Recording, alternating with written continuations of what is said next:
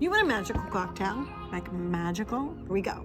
You take 2 ounces of Empress gin, which has butterfly pea blossom in it. Not butterfly pea. Seriously, it's not butterfly pea. Bam. And did you realize that it's actually blue? Yep, that's the trick. Now you want to make a honey. Now you want to make a honey simple syrup, which you take equal parts honey and water. You warm it up and it becomes your simple syrup. For simple syrup, you put 1 ounce in. Ready? Okay, like you were a cheerleader. Bam, like that. Put it in. You're done, people. You put 1 ounce of lime juice in. Squeeze it up.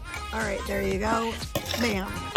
A half teaspoon, okay, of this stuff. It's called orange blossom water.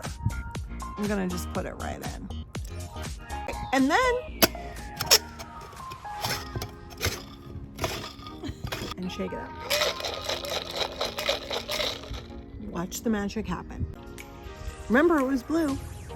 And like a magic, rabbit out of the hat. It's pink. People, it's a miracle.